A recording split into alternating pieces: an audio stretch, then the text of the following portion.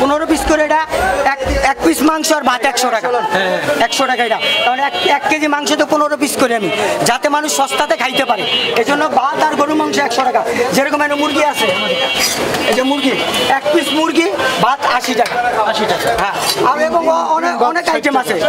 ডিম আর ভাত 60 টাকা, সবজি ভাত 60 টাকা, মাছ ভাত 60 টাকা। মানে এটা হলো সবচেয়ে গরিব খাবার। এবং ভর্তা আছে 10 টাকা পিস। এই যে এই সেটটা দেখেন, অনেক আইটেম দেখলে বুঝতে পারবেন। যেরকম আমাদের এখানে অনেক আইটেম আছে। যেরকম আছে ডিম ভর্তা 10 টাকা, আলু ভর্তা 10 টাকা, কলা ভর্তা 20 টাকা, মাছ ভর্তা ছিল 20 টাকা। এগুলো সবচেয়ে কম দামি খাবার। যেরকম ভাজি 30 টাকা, লাউ আছে 30 টাকা, মিষ্টি কুমড়া আছে 30 টাকা, এটার লগে ভাত 20 টাকা, 50 টাকা। মানে অনেক আইটেম আমার এখানে, জি। শুধুমাত্র কম দামি খাবার। যেরকম আমাদের তালতলা মার্কেটে স্টাফ আছে, 50 টাকার ভিতরে জানি খাইতে পারে, এই ব্যবস্থাই করা আমার। আর যেরকম গরু মাংসের তো দামি আইটেম 100 টাকা, 100 টাকা সবাই খেতে পারে। 50 টাকা, 40 টাকা ভর্তা দিয়ে ভাত খেলে 40 টাকা।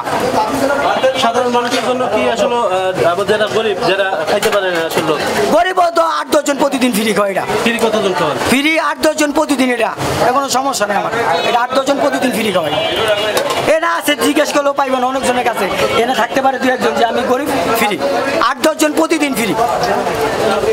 ধন্যবাদ আপনাকে। সবচেয়ে ভালো হলো যে গরু মাংসটা, এটা আমি কিছুদিন ধরে করছি। এটা খুব ভালো চাহিদা। গরু মাংস ভাত 100 টাকা, মুরগি ভাত 80 টাকা। এটা খুব চাহিদা।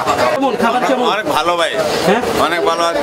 8-9 জন পলবেন্টে এমনি খাবাই খাবাই এমনি অনেক ভালো ভাই। মান অনেক ভালো, মান ভালো। হ্যাঁ মান ভালো। দিলে আমরা সবসময় খাই তো, এই কারণে।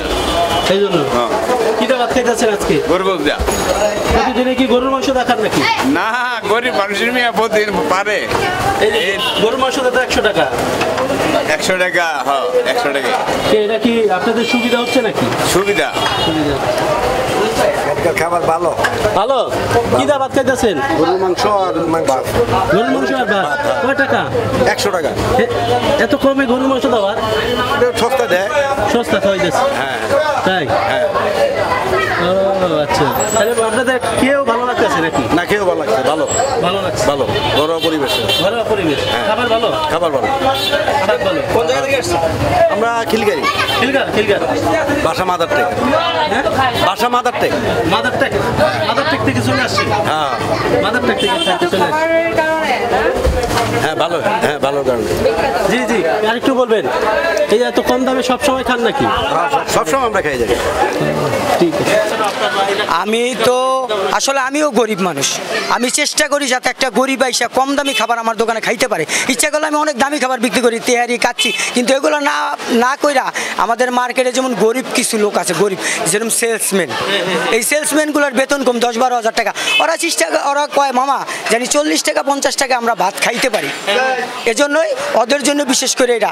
অনেক রিক্সাওয়ালা আছে, তারপর অনেক এমনি মানুষ আছে বিভিন্ন কাজ করে, এজন্য এদের জন্য 40 থেকে 50 টাকায় ভাত।